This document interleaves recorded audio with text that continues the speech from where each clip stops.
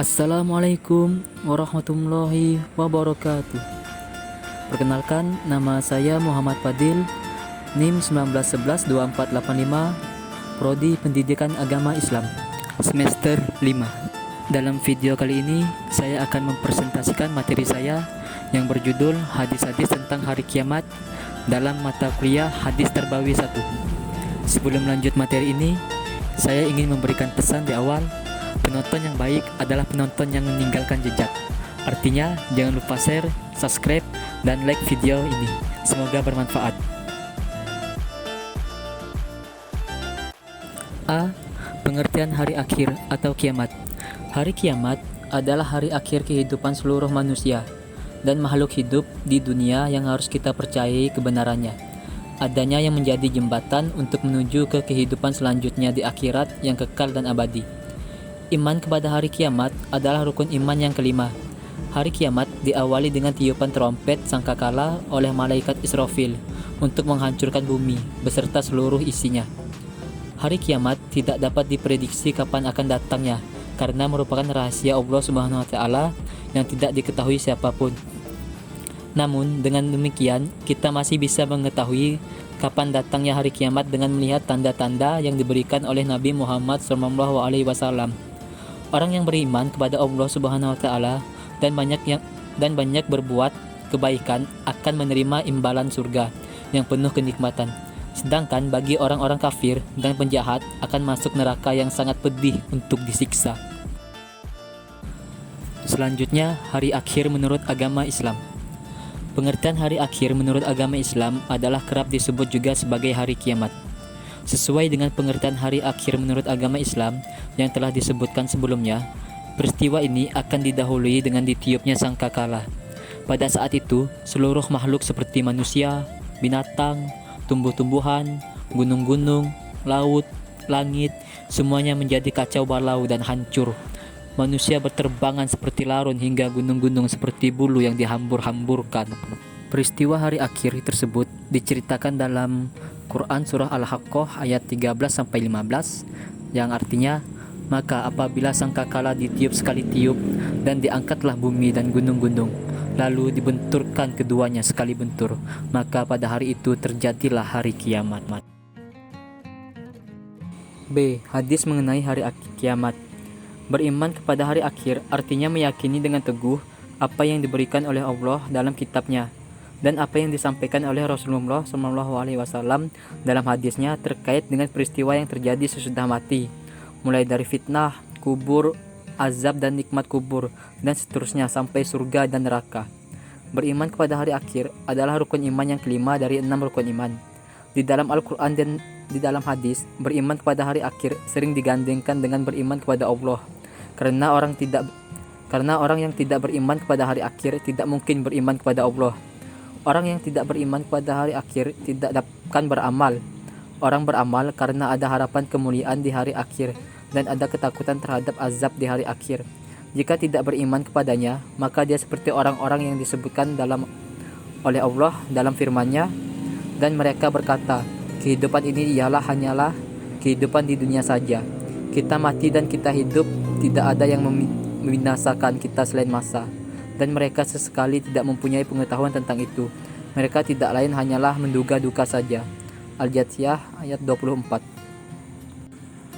Dan beberapa hadis yang menjelaskan adanya hari kiamat yaitu: pertama, seorang Arab Badui bertanya, kapankah tibanya kiamat? Nabi SAW lalu menjawab, apabila amanah diabaikan, maka tunggulah kiamat. Orang itu bertanya lagi, bagaimana hilangnya amanah itu, ya Rasulullah? Nabi SAW menjawab, apabila perkara atau urusan diserahkan kepada orang yang bukan ahlinya, maka tunggulah kiamat. Hadis riwayat Bukhari.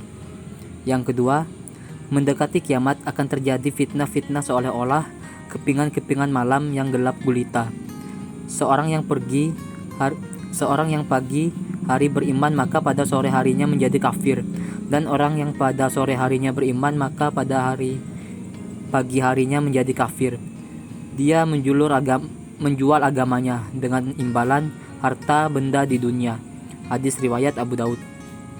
Dan yang ketiga, belum terjadi kiamat sehingga orang-orang dari umatku kembali menyembah berhala-berhala selain Allah.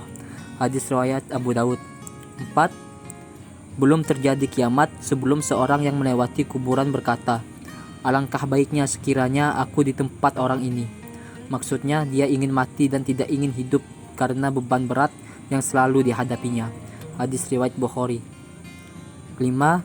Belum akan terjadi kiamat sehingga tidak ada lagi di muka bumi orang yang menyebut Allah. Hadis riwayat Muslim. Dan yang terakhir, belum akan datang kiamat sehingga seorang membunuh tetangganya, saudaranya, dan ayahnya. Hadis riwayat Bukhari.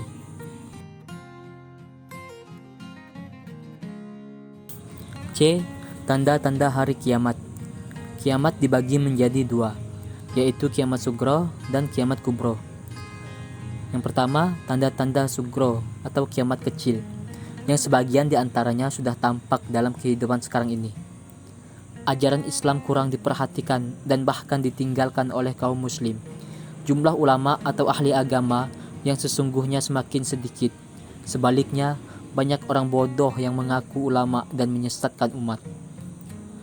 Perzinahan dilakukan terang-terangan dan sudah menjadi suatu kebiasaan di masyarakat luas. Begitu pula mabuk-mabukan yang banyak dilakukan seolah bukan perbuatan yang diharamkan. Jumlah wanita semakin lebih banyak dibandingkan dengan pria, dan mereka sudah tidak malu lagi berpakaian setengah telanjang.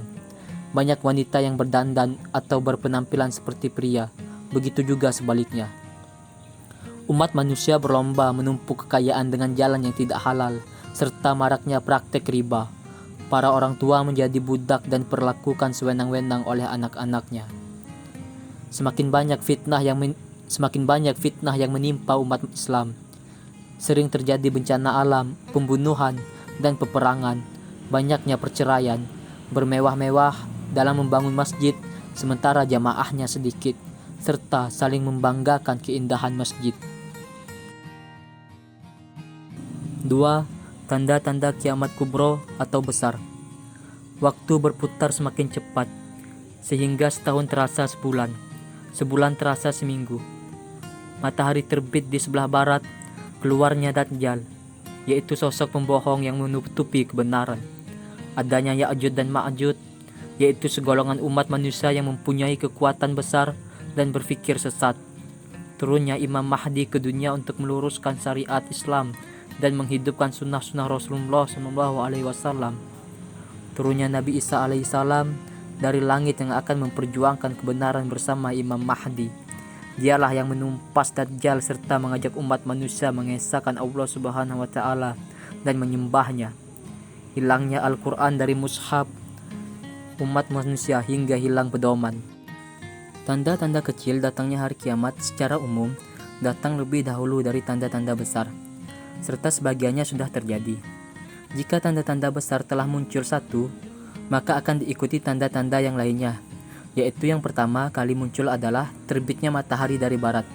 Demikianlah kita sebagai umat manusia, hendaknya mempersiapkan diri sebaik mungkin dengan taat dan takwa kepada Allah Subhanahu wa taala, karena bagaimanapun juga tanda-tanda kecil datangnya kiamat telah banyak terjadi, dan itu semua sebagai peringatan agar manusia sadar dan bertaubat. D. Hikmah beriman kepada hari akhir. Terdapat 12 hikmah beriman kepada hari akhir. Yang pertama, dengan iman kepada hari akhir senantiasa memotivasi untuk beramal kebajikan dengan ikhlas mengharap ridha Allah semata. Kedua, senantiasa pula membendung niat-niat yang buruk apalagi melaksanakannya. Ketiga, menjauhkan diri dari asumsi-asumsi yang mengiaskan apa yang ada di dunia ini dengan apa yang ada di akhirat. 4.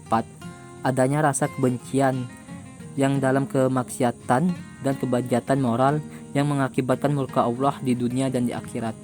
5. Menyejukkan dan menggembirakan hati orang-orang mukmin dengan segala kenikmatan akhirat yang sama sekali tidak dirasakan di alam dunia ini. 6. Senantiasa tertanam kecintaan dan ketaatan terhadap Allah dengan mengharapkan maunahnya pada hari itu. 7. Memperoleh ketentraman dan ketenangan. 8. Memperoleh keyakinan bahwa Allah Subhanahu wa taala akan membalas segala perbuatan manusia, baik maupun buruk, 9. Berperilaku baik. 10. Berani dalam membela kebenaran dan rela berkorban. 11. Tidak iri terhadap kenikmatan orang lain. Dan terakhir, terhindar dari sifat tamak, rakus, dan kikir. Itulah materi yang dapat saya sampaikan. Selanjutnya, di sini ada beberapa pertanyaan yang masuk kepada saya. Sebelumnya, terima kasih kepada teman-teman yang telah bertanya tentang materi saya. Baiklah, saya akan menjawab pertanyaan dari teman-teman semuanya. Pertanyaan pertama, sebutkan macam-macam kiamat. Kiamat terbagi menjadi dua.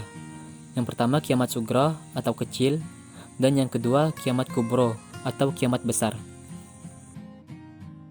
Pertanyaan kedua, kiamat terbagi menjadi dua, yakni besar dan kecil.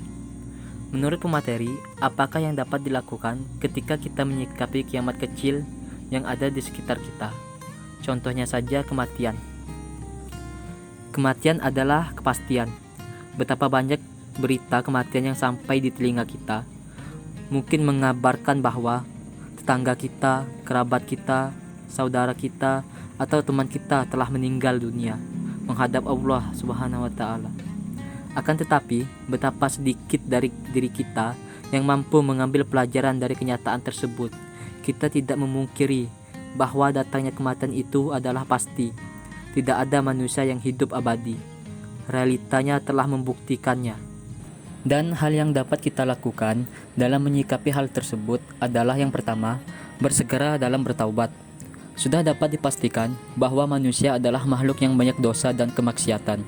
Seorang manusia yang banyak mengingat kematian, dirinya sadar bahwa kematian senantiasa mengintai. Dia tidak ingin menghadap Allah Subhanahu wa Ta'ala dengan membawa setumpuk dosa yang akan mendatangkan kemurkaan Allah Subhanahu wa Ta'ala. Dia akan sesegera mungkin bertaubat atas dosa dan kesalahannya. Yang kedua, giat dan semangat dalam beribadah kepada Allah Subhanahu wa Ta'ala. Seorang yang banyak mengingat kematian akan senantiasa memanfaatkan waktunya untuk beribadah kepada Allah Subhanahu wa Ta'ala. Suatu ketika, Rasulullah SAW bersabda kepada Abdullah ibnu Umar radhiyallahu anhuma, "Jadilah engkau di dunia ini bagaikan seorang yang asing atau seorang yang sedang menempuh perjalanan yang jauh." Mendengar sabda Rasulullah SAW ini, lantas Abdullah ibnu Umar berkata, "Jika engkau berada di sore hari, jangan engkau tunggu datangnya pagi hari. Jika engkau berada di pagi hari, jangan engkau tunggu datangnya sore hari.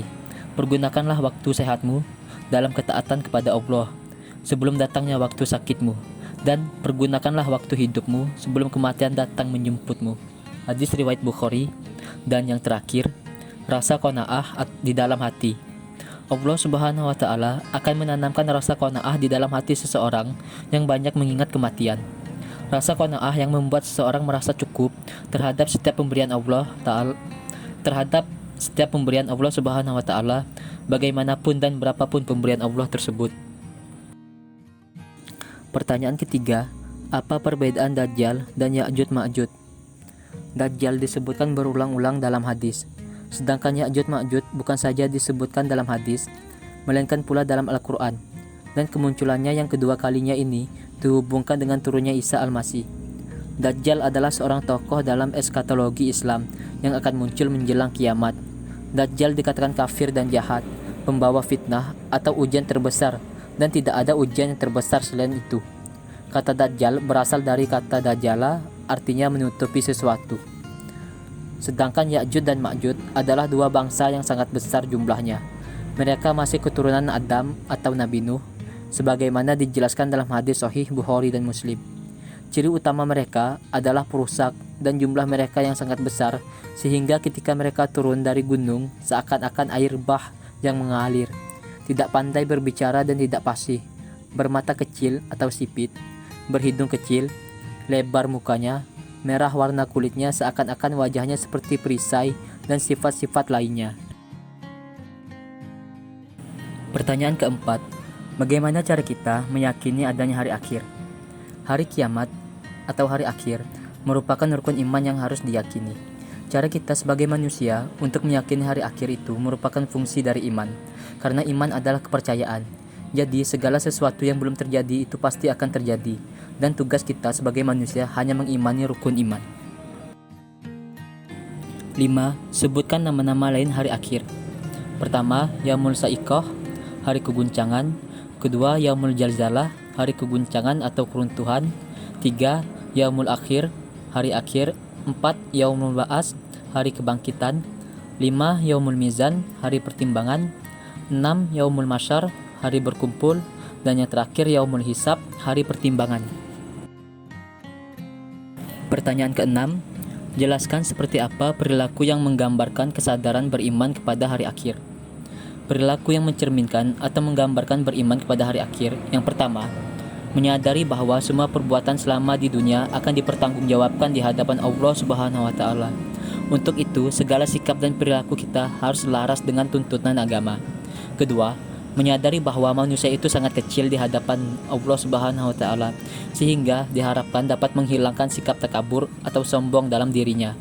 Ketiga, selalu berusaha melakukan amal soleh dan menghindari semua perbuatan yang bertentangan dengan norma agama. Keempat, membiasakan diri dengan akhlakul karimah seperti mawas diri, rendah hati, peduli kepada sesama, dan lain-lain. Dan yang terakhir, selalu berusaha mendekatkan diri kepada Allah Subhanahu wa taala, baik dengan melakukan ibadah seperti sholat maupun dengan ibadah sosial, yaitu semua kegiatan yang bermanfaat bagi sesama. Pertanyaan ke-7, jelaskan apa yang dimaksud dengan kiamat kubro. Kiamat kubro atau yang sering disebut kiamat besar merupakan sebuah peristiwa bencana luar biasa yang mengakhiri segala kehidupan di dunia ini. Hal ini telah banyak dituliskan di dalam Al-Quran dan hadis, baik peristiwanya maupun tanda-tanda kedatangannya. Namun waktu pasti terjadinya hanya Allah Subhanahu wa taala lah yang mengetahuinya. Pertanyaan ke-8 atau yang terakhir, jelaskan manfaat beriman kepada hari akhir. Menjadikan dunia sebagai ladang pengumpulan amal sebagai bekal kehidupan di akhirat. Mendorong untuk selalu berbuat baik dan menghindari perbuatan buruk karena meyakini ada balasan setelah kematian, dan tidak terlalu mencintai dunia karena meyakini bahwa dunia hanya sementara dan akhirat selama-lamanya. Itulah materi dan tanya jawab yang dapat saya sampaikan. Lebih dan kurangnya saya mohon maaf. Saya akhiri. Billahi taufiq wal hidayah. Wassalamualaikum warahmatullahi wabarakatuh.